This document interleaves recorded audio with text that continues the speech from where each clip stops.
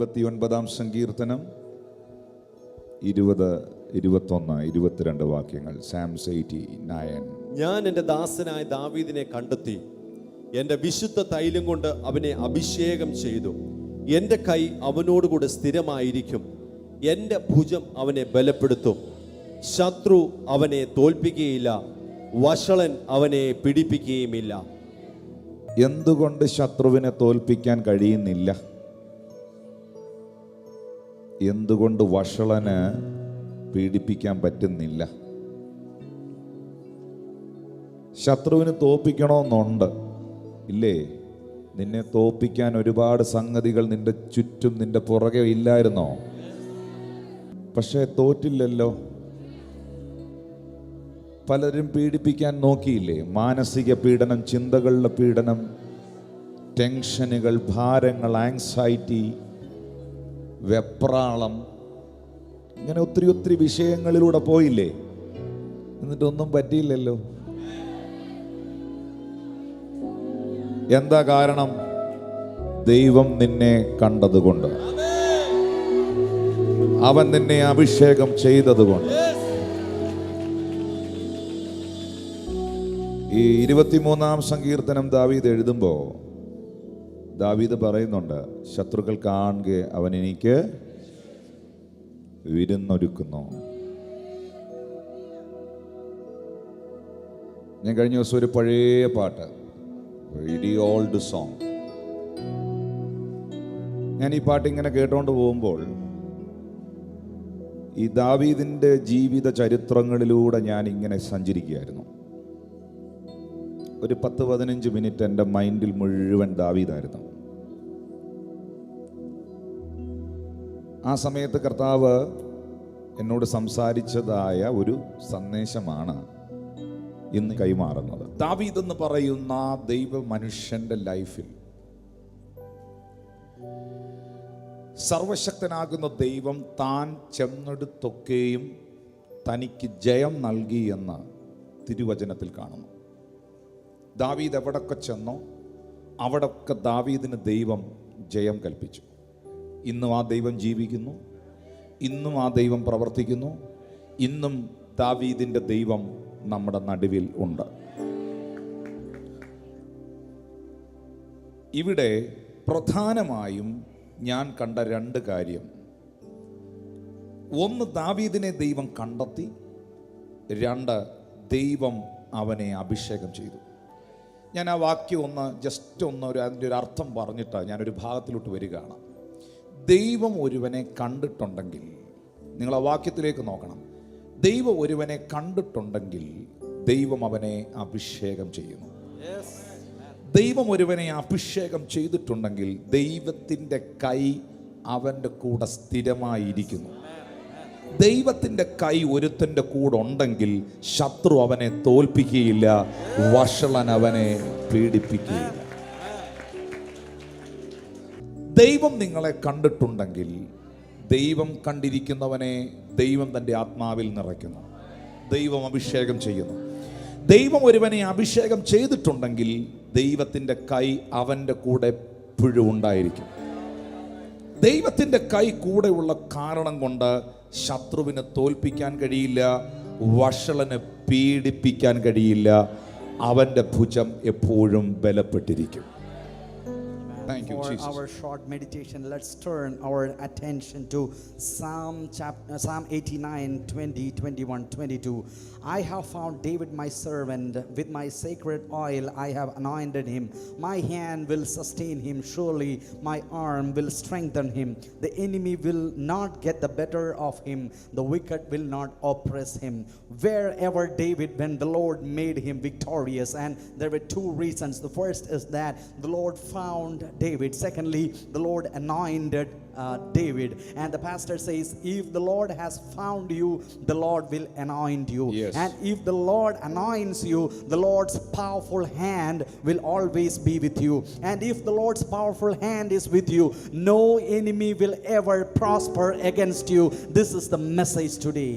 ഞാൻ അത് തെളിയിക്കുന്ന ഒരു സംഭവത്തിലേക്ക് നിങ്ങളുടെ ശ്രദ്ധയെ കൊണ്ടുപോകുന്നു. 1 ശമൂവേലിൻ്റെ പ്രവചന പുസ്തകം 30-ാമത്തെ അധ്യായം.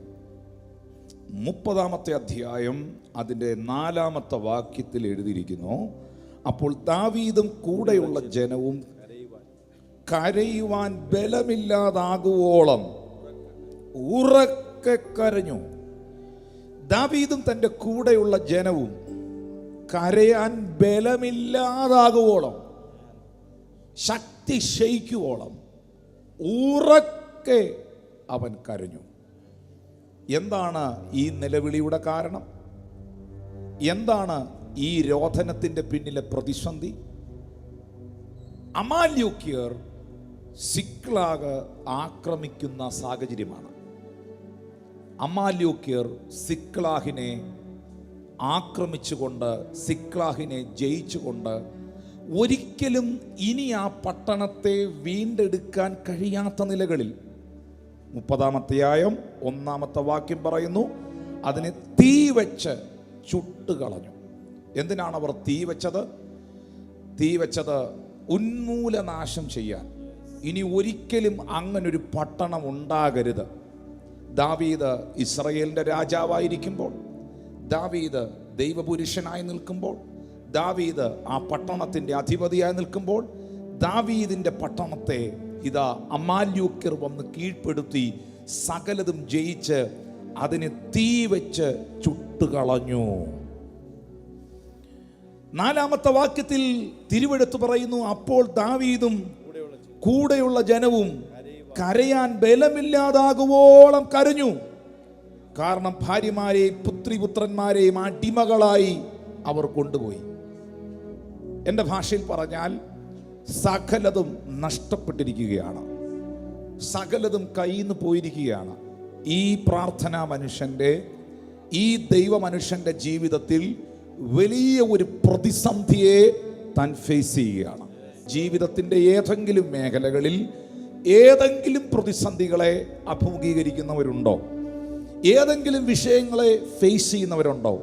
അൺഎക്സ്പെക്റ്റഡായി ദാവീദ് ഒരിക്കലും അമാല്യോക്യർ സിക്ലാഗ് തീ വെച്ച് നശിപ്പിക്കുമെന്നോ ചുട്ടുകരിക്കുമെന്നോ ഇല്ലാതെയാക്കുമെന്നോ ആ പട്ടണത്തിലെ സഹോദരിമാരെ പിടിച്ചോണ്ട് പോകുമെന്നോ കുട്ടികളെ അടിമയാക്കുമെന്നോ he never expect, അവൻ ഒരിക്കലും അത് പ്രതീക്ഷിച്ചതല്ല.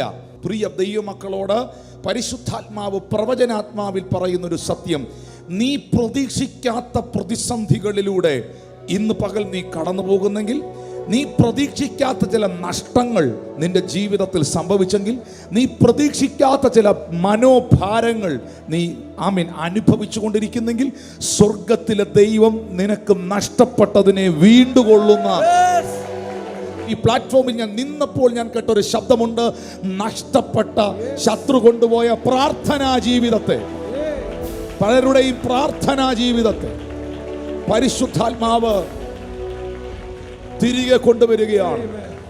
ദൈവത്തോടുള്ള ആഴമേറിയ ബന്ധങ്ങളെ പരിശുദ്ധാത്മാവ് റിസ്റ്റോർ ചെയ്യുകയാണ്.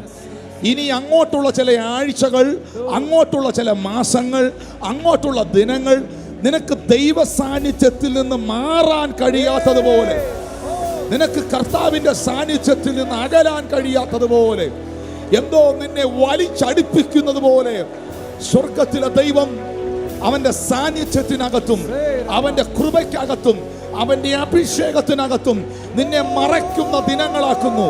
ഇത് വിശ്വസിക്കുന്നവർക്കായി ഞാൻ ദൈവത്തിന് സ്തോത്രം ചെയ്യുന്നു. നിങ്ങൾക്ക് സമ്മതിക്കാൻ കഴിയുമോ? നിങ്ങൾക്ക് പറയാൻ കഴിയുമോ? ശത്രു സിക്ലാഗ് കത്തിച്ചതുപോലെ, ദാവീദിന്റെ പട്ടണത്തെ തകർത്തതുപോലെ, ശത്രു തകർത്തെറിഞ്ഞ എൻ്റെ പ്രാർത്ഥനാ ജീവിതത്തെ, ശത്രു തകർത്തെറിഞ്ഞ എൻ്റെ കുടുംബ ജീവിതത്തെ, ശത്രു തകർത്തെറിഞ്ഞ എൻ്റെ തലമുറകളെ, ശത്രു തകർത്തെറിഞ്ഞ എൻ്റെ നന്മകളെ, ശത്രു തകർത്തെറിഞ്ഞ എൻ്റെ ആരോഗ്യത്തെ, ശത്രു തകർത്തെറിഞ്ഞ എൻ്റെ സാമ്പത്തികത്തെ ഇന്ന് പകൽ വീണ്ടുകൊള്ളുന്ന, എവിടെയോ ചോർന്നു പോയ അഭിഷേകത്തെ പരിശുദ്ധാത്മാവ് തിരിച്ചു പിടിക്കുന്ന മണിക്കൂറുകളാക്കി ഈ മണിക്കൂറുകളെ മാറ്റുകയാണ്. ദാവീദും കൂടെയുള്ള ജനവും കരയാൻ ബലമില്ലാതാകുവോളം അവർ ദൈവസന്നിധിയിൽ ഉറക്കെ കരഞ്ഞു.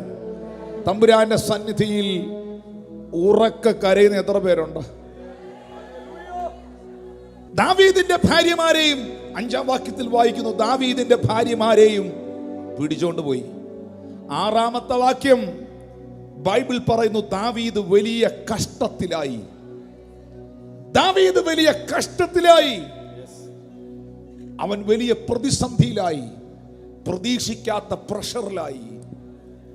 അൺഎക്സ്പെക്റ്റഡ് വിൻഡ്, പ്രതീക്ഷിക്കാത്ത കൊടുങ്കാറ്റുകൾ. ദാവീദിനെ സംബന്ധിച്ച് അതൊരു അൺഎക്സ്പെക്റ്റഡ് വിൻഡായിരുന്നു. ദാവീദ് ഒരിക്കലും പ്രതീക്ഷിച്ചില്ല സിക്ലാഗ് ആക്രമിക്കപ്പെടുമെന്നോ, അത് ശത്രു കത്തിച്ചു കളയുമെന്നോ, അമാല്യോക്യർ കയറി വന്ന് അറ്റാക്ക് ചെയ്യുമെന്നോ ഈ മനുഷ്യൻ ഒരിക്കലും പ്രതീക്ഷിച്ചതല്ല. നമ്മുടെ ജീവിതത്തിൽ പ്രതീക്ഷിക്കാത്ത പ്രതിസന്ധികൾ കയറി വരുമ്പോഴാണ് നമ്മുടെ കരച്ചിലിന്റെ ഡെപ്ത് കൂടുന്നത്.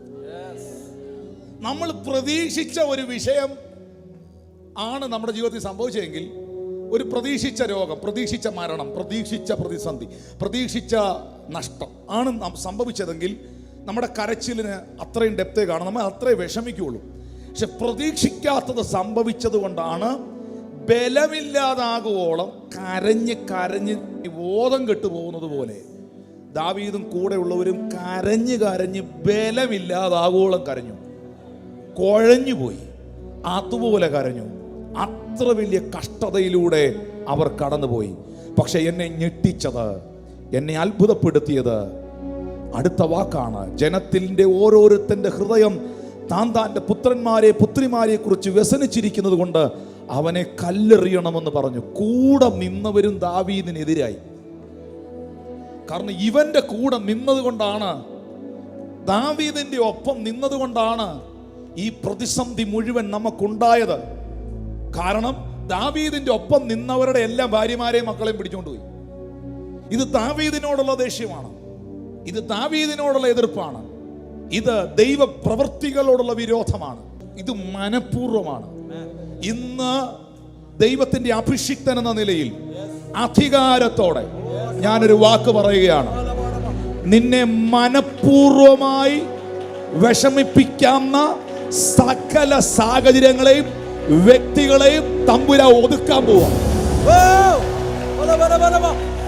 ദാവീദിന്റെ കൂടെ നിന്ന് അനുഗ്രഹിക്കപ്പെട്ടവർ, ദാവീദിന്റെ ഒപ്പം നിന്ന് അനുഗ്രഹീതരായവർ, ദാവീദിന്റെ ഒപ്പം നിന്ന് രക്ഷപ്പെട്ടവർ, ദാവീദിന്റെ ഒപ്പം നിന്ന് ദൈവകൃപയിൽ നിറഞ്ഞവർ, ജീവിതത്തിൽ ഒരു അൺഎക്സ്പെക്റ്റഡ് ആയിട്ടുള്ള ഒരു കാറ്റടിച്ചപ്പോൾ, അവർ പ്രതീക്ഷിക്കാത്തൊരു പ്രതിസന്ധി അവർക്ക് നേരെ വന്നപ്പോൾ, അവരുടെ ചിന്തകൾക്കപ്പുറമായ ഒരു പ്രതികൂലത്തിലൂടെ അവർ കടന്നുപോയപ്പോൾ, ഇതെല്ലാം ഇവന്റെ കുഴപ്പം കൊണ്ടാണ് എന്ന നിലയിൽ മുഴുവൻ ആൾക്കാരും, ഒരു ദേശം പുള്ളിക്കെതിരായി, ഒരു കൂട്ടം പുള്ളിക്കെതിരായി, തന്നെ ആശ്വസിപ്പിക്കേണ്ട ഭാര്യ കൂടില്ല, അവരെ പിടിച്ചോണ്ട് പോയി, എല്ലാം എതിരായി. സത്യം പറഞ്ഞാൽ ഈ മനുഷ്യൻ ഒറ്റയ്ക്കായി, ഒറ്റപ്പെട്ടു.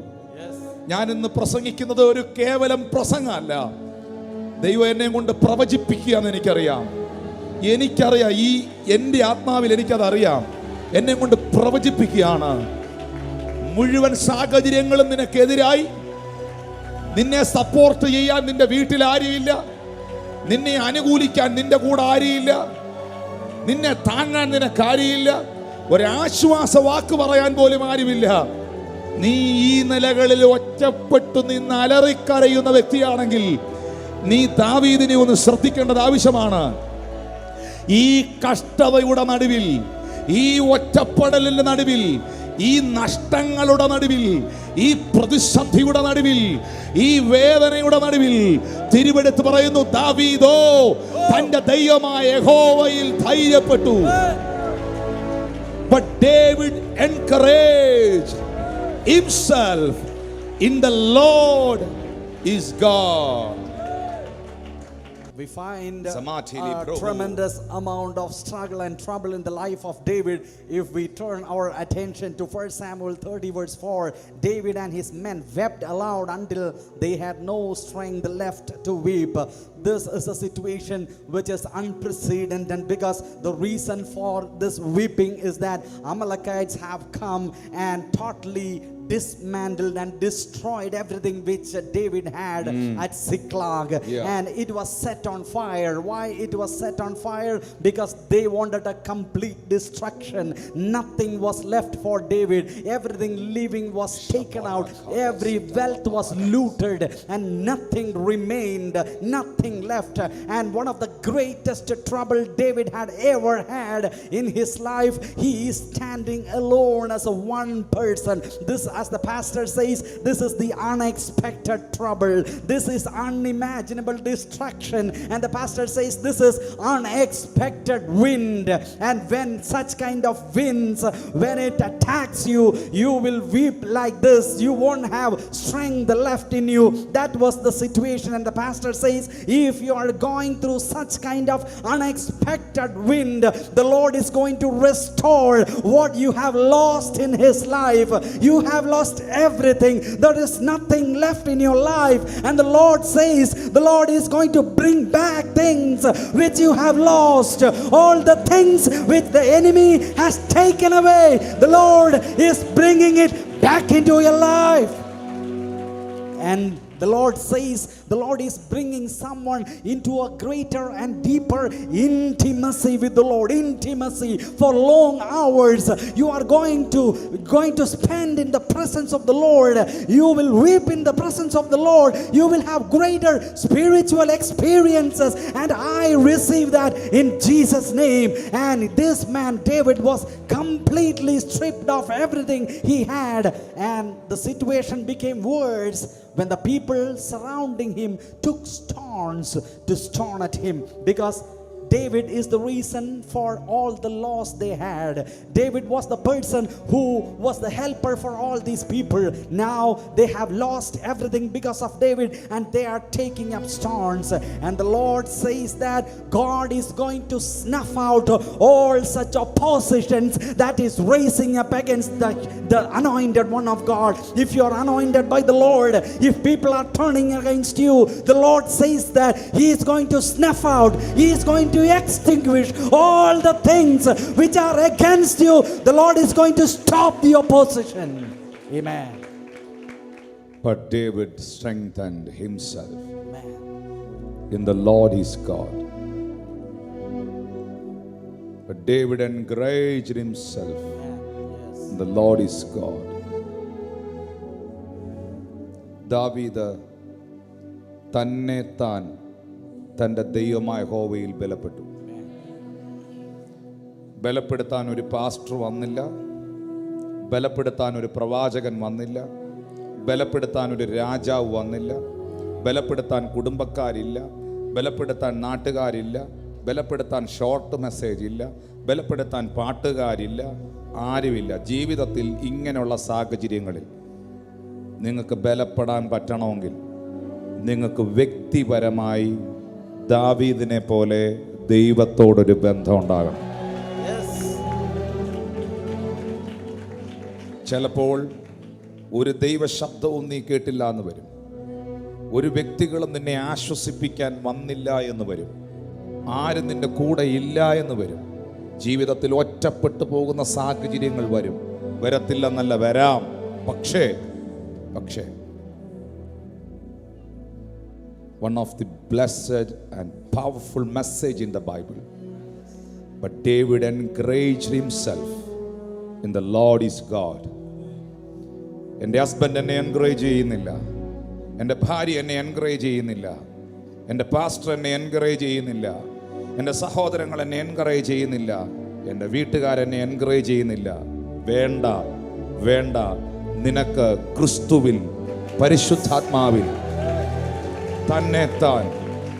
നിന്നെ തന്നെ ബലപ്പെടുത്താൻ കഴിയുന്ന ഒരു സോഴ്സ് ഉണ്ടെന്ന്. എനിക്കിത് ഞാൻ എങ്ങനെ ഇത് പറയേണ്ടിയെന്ന് എനിക്ക് അറിഞ്ഞൂടാ പ്രിയരെ. വീഡിയോകൾ കണ്ട് എൻകറേജ്ഡ് ആവുന്നവരുണ്ട്, പാട്ടുകൾ കേട്ട് എൻകറേജ്ഡ് ആകുന്നവരുണ്ട്, ഒരു പ്രവാചകന്റെ പ്രവചന ശബ്ദം റെക്കോർഡ് ചെയ്ത് വെച്ചത് പിന്നെയും കേട്ട് എൻകറേജ്ഡ് ആകുന്നവരുണ്ട്. പക്ഷെ ഇതിലെല്ലാം ഉപരിയായി ഈ സംവിധാനങ്ങളൊന്നും തന്നെ ഇല്ലാതെ ജീവിതത്തിൻ്റെ പ്രതിസന്ധി ഘട്ടത്തിൽ, പ്രതികൂലത്തിൻ്റെ ഘട്ടത്തിൽ ചാമ്പൽ കൂമ്പാരത്തിൻ്റെ മുകളിലിരുന്നു കൊണ്ട് പ്രതികൂലത്തിൻ്റെ നടുവിൽ, ശത്രു മുഴുവൻ കത്തിച്ച് കരിച്ചു കളഞ്ഞതിൻ്റെ നടുവിൽ, ചുറ്റും നോക്കിക്കാണാൻ ഒന്നുമില്ലാതിരിക്കുമ്പോൾ, ഒപ്പം നിൽക്കുന്നവർ എതിരായിരിക്കുമ്പോൾ, കയ്യിലെറിയാൻ കല്ലുമായി ഒരു കൂട്ടർ കരുതി നിൽക്കുമ്പോൾ, അതിന്റെ നടുവിലും നിനക്ക് ബലപ്പെടാൻ കഴിയുന്ന നിലകളിൽ ദൈവത്തോടൊരു ബന്ധം, പരിശുദ്ധാത്മാവിനോടൊരു ബന്ധം ഇന്ന് പകലുണ്ടോ?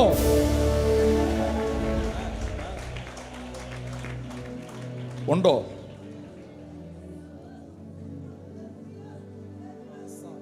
തല ഉയർത്തിയേ, എന്നെ ഒന്ന് നോക്കിയേ. ഈ ബന്ധമുണ്ടോ?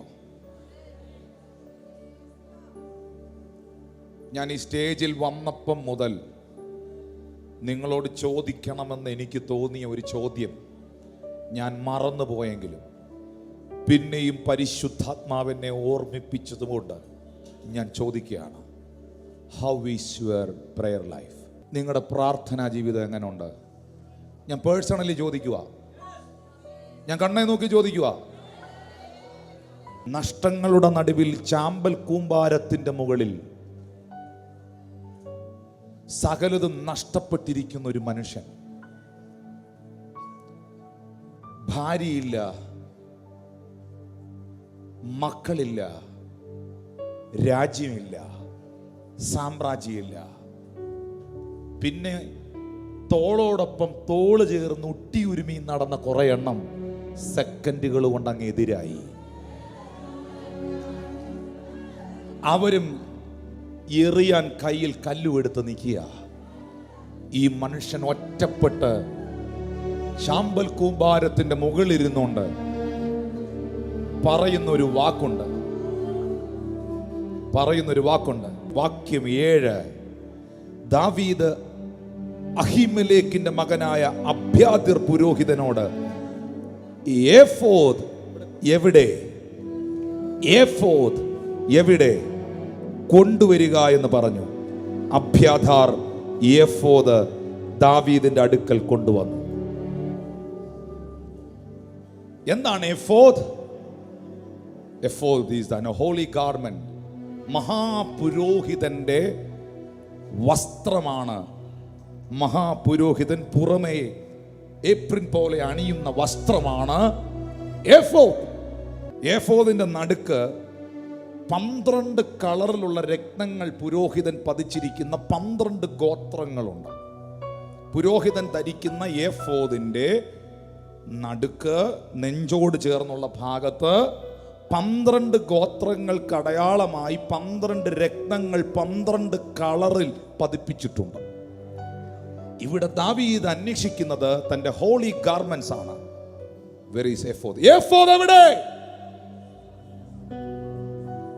വാളെവിടെയെന്നല്ല, തോക്കെവിടെയെന്നല്ല, എന്റെ സൈന്യം എവിടെയെന്നല്ല, എന്റെ സർവസന്നാഹങ്ങൾ എവിടെയെന്നല്ല. ഹോളി ഗാർമെന്റ് എവിടെ? എഫോദ് എവിടെ? ഞാൻ എൻ്റെ ഭാഷയിൽ എനിക്ക് തന്ന വെളിപ്പാടിൽ ഞാനത് കണക്ട് ചെയ്യാണ്. എൻ്റെ പ്രയർ കാർപ്പറ്റ് എവിടെ?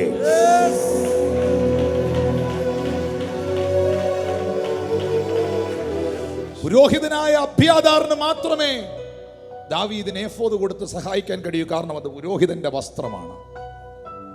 12 ഗോത്രങ്ങളെ, ഇസ്രായേലിന്റെ 12 ഗോത്രങ്ങളെ അങ്ങോട്ടെടുത്ത് നെഞ്ചോട് ചേർത്ത് വെച്ച് ചാമ്പൽ കൂമ്പാരത്തിന്റെ മുകളിലിരുന്ന് തമ്പുരാന്റെ മുഖം അന്വേഷിക്കുമ്പോൾ അകത്ത് കത്തിയ വെളിപ്പാടെന്നറിയാവോ?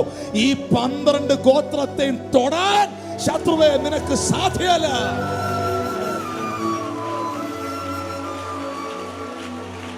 ഇന്ന് ആരോടൊക്കെയോ പരിശുദ്ധാത്മ പ്രവചിക്കുന്നു.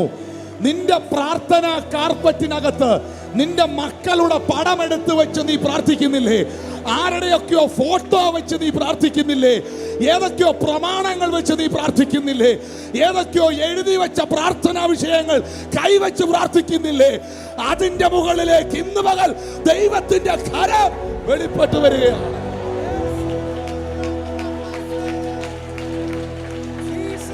അഞ്ചാം വാക്യത്തിൽ David strengthened himself.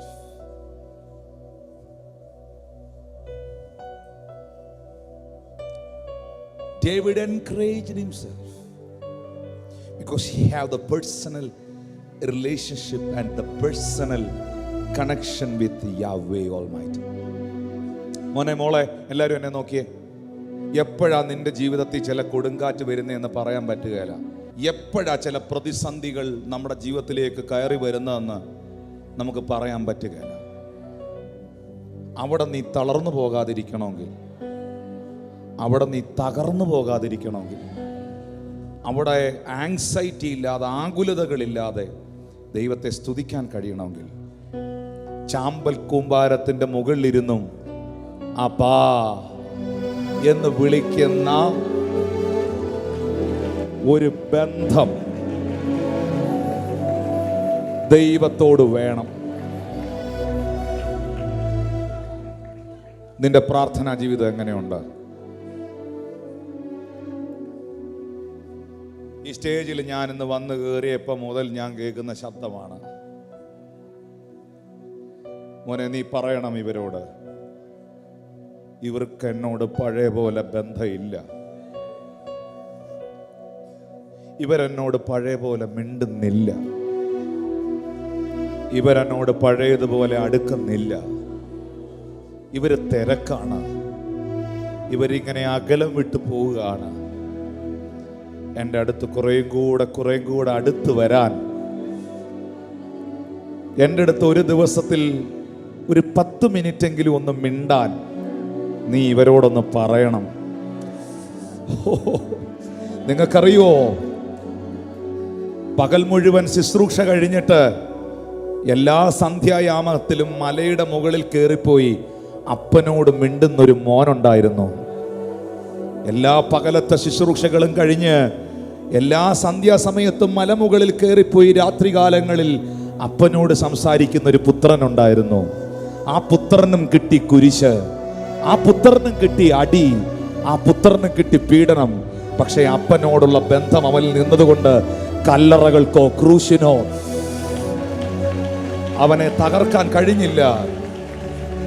അവൻ 3-ാം നാൾ ഉയർത്തെഴുന്നേറ്റു. പരിശുദ്ധാത്മ പറയുന്നു, ദൈവത്തോടുള്ള നിന്റെ ബന്ധം നീ വീണ്ടെടുക്കുക. നിന്റെ പ്രാർത്ഥനാ ജീവിതത്തെ നീ തിരികെ പിടിക്കുക. നിന്റെ പ്രയർ കാർപ്പറ്റ് നിന്റെ പ്രാർത്ഥനാ മുറിയിൽ നിവർത്തിയിടുക. ഉപവസിക്കുക, പ്രാർത്ഥിക്കുക, ദൈവത്തോട് സംസാരിക്കുക, ദൈവവചനത്തെ ധ്യാനിക്കുക.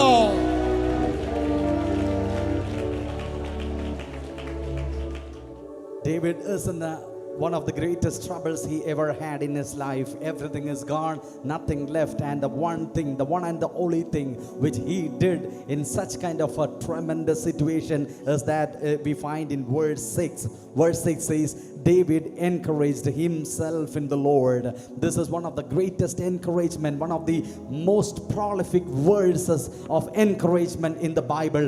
There are no songs, there are no short videos for encouragement. There is no prophecy, no prophets, nothing is there, only ashes. He is standing on top of the ashes, and on top of the ashes what David does is he encouraged himself in the Lord.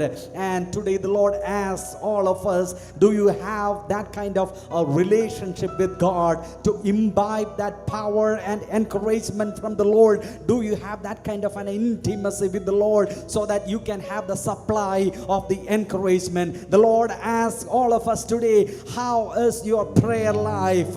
David stands on the ashes, and he says in verse 7, David said to Abiathar the priest, the son of Ahimelech, bring me the ephod.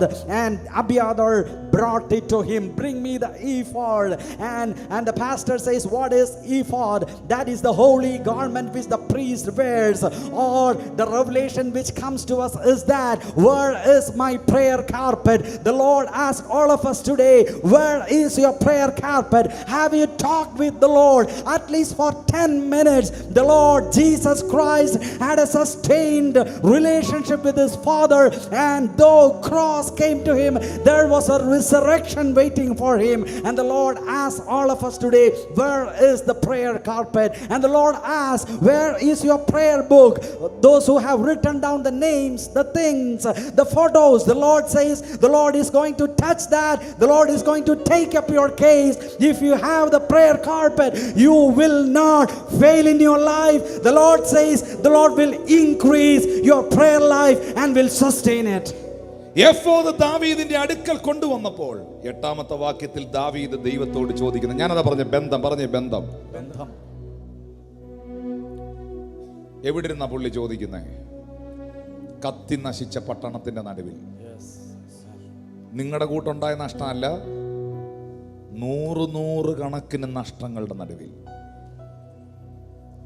ഏറ്റവും കഷ്ടത്തിലായ അവസ്ഥയുടെ നടുവിൽ, കരയാൻ ബലമില്ലാതാകുവോളം കരഞ്ഞു കുഴഞ്ഞു വീണ് കിടക്കുന്ന സാഹചര്യത്തിന്റെ നടുവിൽ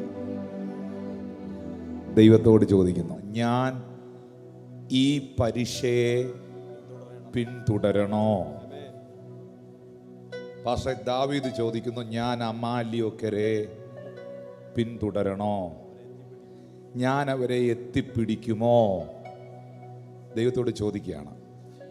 പ്രതിസന്ധിയുടെ നടുവിൽ, പ്രശ്നങ്ങളുടെ നടുവിൽ പ്രാർത്ഥിക്കുന്നവരുടെ എണ്ണമാണോ കൂടുതൽ, പിറുപിറുക്കുന്നവരുടെ എണ്ണമാണോ കൂടുതൽ? പക്ഷെ ഇവിടെ ദാവീദ് പ്രാർത്ഥിക്കുകയാണ്. വാൾ അന്വേഷിക്കേണ്ടവൻ എഫോദ് അന്വേഷിക്കുകയാണ്. ഞാൻ ഈ പരീക്ഷയെ പിന്തുടരണോ? ഞാൻ അവരെ എത്തിപ്പിടിക്കോ? പ്രതിസന്ധിയുടെ നടുവിൽ കർത്താവിൻ്റെ അടുത്തൊന്ന് ഇരിക്കാവോ? മാനസിക സംഘർഷങ്ങളുടെ നടുവിൽ ഒരു അരമണിക്കൂർ ഒന്ന് പ്രാർത്ഥിക്കാവോ? ഒരു പായ എടുത്തിട്ടിട്ട് അതിനകത്ത് കയറി കുറച്ചു നേരം മുട്ടയെ നിന്ന് കൈ ഉയർത്തിപ്പിടിച്ച് ദൈവത്തോടൊന്ന് വർത്താനം പറയാവോ? ദൈവമുഖം ഒന്ന് അന്വേഷിക്കാവോ? അന്വേഷിച്ചാൽ നീ ഒരു ശബ്ദം കേൾക്കും. ദാവീദിനോട് ദൈവം പറയുകയാണ്, പിന്തുടരുക, നീ അവരെ നിശ്ചയമായും എത്തിപ്പിടിക്കും. നീ സകലവും വീണ്ടും കൊള്ളും.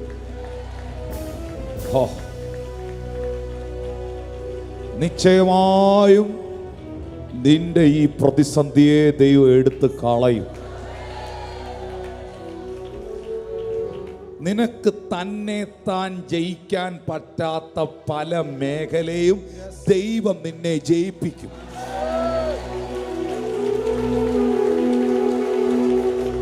I release this prophetic word here, Lord. നിനക്ക് തന്നെ താൻ കൈകാര്യം ചെയ്യാൻ കഴിയാത്ത പലതും ദൈവം നിനക്ക് വേണ്ടി കൈകാര്യം ചെയ്യും. ഞാൻ ഈ പരീക്ഷയെ പിന്തുടരണോ? ദൈവമേ, നീ പറയാത്ത ഒരു കാര്യത്തിനും ഞാൻ സ്റ്റെപ്പ് വയ്ക്കില്ല. എൻ്റെ കൈ വാള് കാണും, വടി കാണും, അധികാരം കാണും, പദവി കാണും. ഞാൻ ദാവീദായിരിക്കും, രാജാവായിരിക്കും. പല യുദ്ധങ്ങളും ജയിച്ച അനുഭവ സമ്പത്തുണ്ടാകും. പക്ഷേ ദാവീദ് ചെന്നെടുത്തൊക്കെയും യഹോവ അവന് ജയം കൊടുത്തെന്ന് ശമൂവേൽ പ്രവാചകന്റെ പുസ്തകത്തിൽ തന്നെ 5 തവണ എഴുതി വെച്ചിട്ടുണ്ട്. അതിൻ്റെ കാരണം എന്നാണെന്നറിയോ? ദൈവത്തോട് ചോദിക്കാതെ ഈ മനുഷ്യൻ ഒരു സ്റ്റെപ്പ് വെക്കുകയില്ലായിരുന്നു. ദൈവത്തോട് ചോദിക്കാതെ ഒരിടത്ത് മാത്രം പുള്ളി ഒരു സ്റ്റെപ്പ് വെച്ചു. അത് പുള്ളി ഭയങ്കര വില കൊടുക്കേണ്ടി വന്നു. അതിന്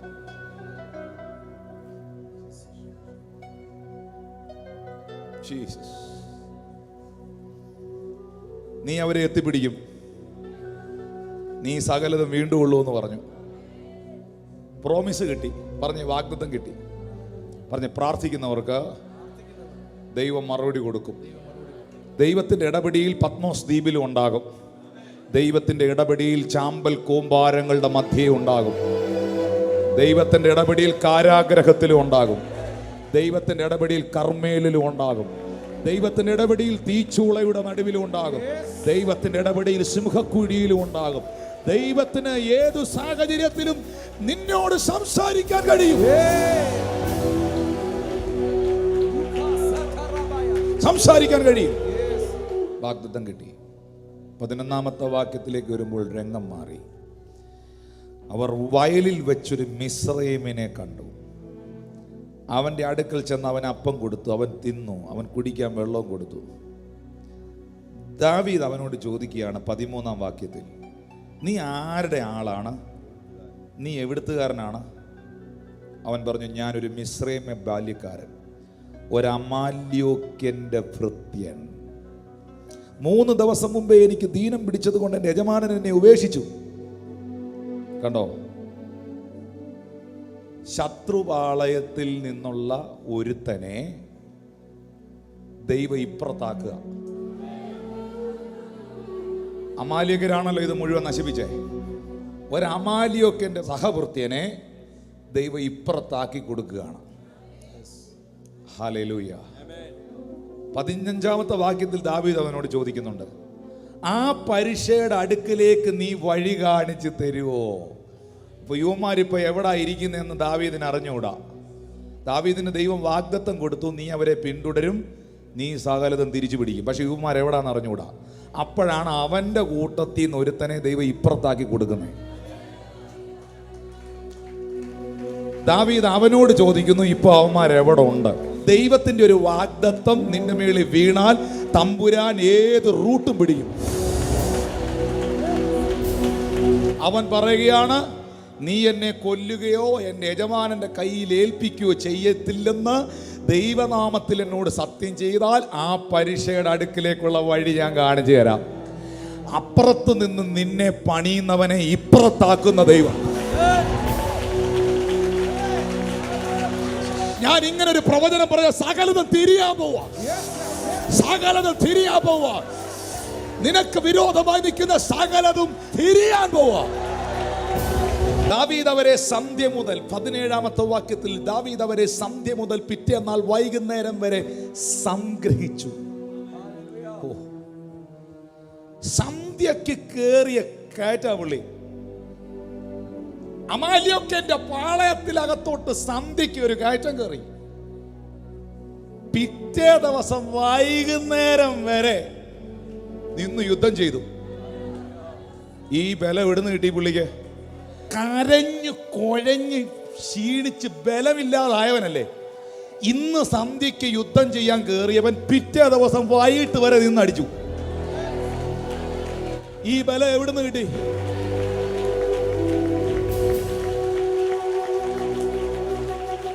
സാഹചര്യങ്ങളുടെ മുമ്പിൽ അവൻ കരഞ്ഞു കുഴഞ്ഞെങ്കിലും ആത്മാവിനകത്ത് അവൻ ബലപ്പെട്ടു.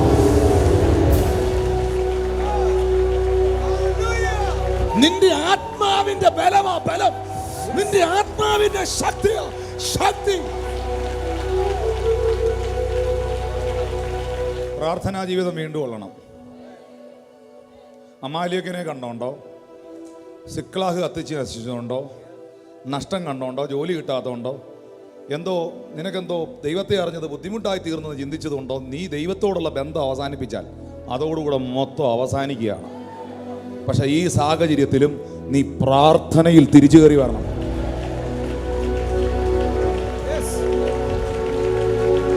നീ പ്രാർത്ഥനയിൽ തിരിച്ചു കയറി വരണം. കയറി വന്നാൽ ദൈവം നിന്നോട് സംസാരിക്കും. നീ അവരെ പിന്തുടരും. ദൈവം പറയുക, നീ അവരെ പിന്തുടരും, നീ അവരെ പിടിക്കും. ദാവീദ് അത് വിശ്വസിച്ചു. എവിടെ ഇട്ട് പിന്തുടരും? അവരെന്തേ? എവിടെ പോയി പിടിക്കും? അവരെവിടാ? അറിഞ്ഞൂടാ. അപ്പോഴാണ് അവൻ്റെ കൂട്ടത്തിലുള്ള ഒരുത്തൻ വഴിതെറ്റി ഇതിനകത്ത് വന്ന് കയറുന്നത്.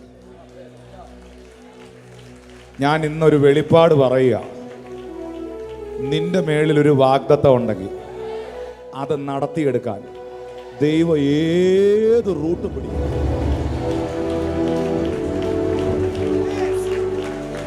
ചിലപ്പോൾ അപ്പുറത്ത് നിൽക്കുന്നവനെ ഇപ്പുറത്താക്കും, ഇപ്പുറത്ത് നിൽക്കുന്നവനെ അപ്പുറത്താക്കും. വേണ്ടി വന്ന ചെങ്കടൽ രണ്ടാക്കും. വേണ്ടി വന്ന കാരാഗ്രഹം തുറക്കും. നിന്റെ മേളിൽ ദൈവത്തിന്റെ വാഗ്ദത്തമുണ്ട്. ദൈവം അത് ചെയ്യും. ഇന്ന് കണ്ട മിസ്രൈമിനെ നീ കാണത്തില്ല എന്ന് ദൂത് റിലീസായാൽ ചെങ്കടൽ ദൈവത്തിനൊരു വിഷയമല്ല. നീ പിന്തുടരും, നീ അവരെ പിടിക്കും. കാരണം ചാമ്പൽ കൂമ്പാരത്തിന്റെ മുകളിലിരുന്ന് ദൈവം എന്തെന്ന് ചോദിച്ചവനല്ല നീ, ഏഫോദ് അന്വേഷിച്ചവനാണ് നീ. ദൈവമുഖം അന്വേഷിച്ചവരുണ്ടോ? ദൈവമുഖത്ത് നോക്കിയവരുണ്ടോ? സാഹചര്യം തമ്പുരാന് വിഷയമല്ലെന്നോ?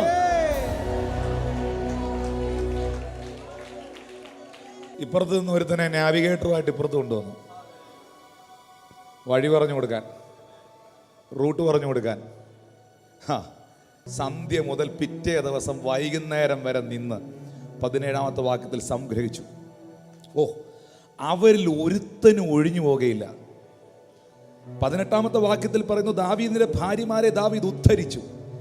അവർ അപഹരിച്ചു കൊണ്ടുപോയതിൽ ചെറുതോ വലുതോ, വാക്യത്തിലോട്ട് നോക്കിക്കോ, അവർ അപഹരിച്ചു കൊണ്ടുപോയതിൽ ചെറുതോ വലുതോ, ചെറുതോ വലുതോ, പുത്രന്മാരോ പുത്രിമാരോ കൊള്ളയോ യാതൊന്നും കിട്ടാതിരുന്നില്ല. ദാവീദെല്ലാം മടക്കിക്കൊണ്ടുപോകുന്നു. നീ ജയിക്കും, ദൈവം നിന്നെ ജയിപ്പിക്കും. നീ സകലത്തെയും തിരിച്ചു പിടിക്കും, നീ സകലത്തെയും തിരിച്ചു പിടിക്കും. I really love this word. David brought it all back. David recovered all. David recovered all. പിശാദേ, നീ കൊണ്ടുപോയ ചെറുതും നീ കൊണ്ടുപോയ വലുതും. പറ, ചെറുതാകട്ടെ വലുതാകട്ടെ, ഇന്ന് മുഴുവനും തിരിച്ചു പിടിക്കുക.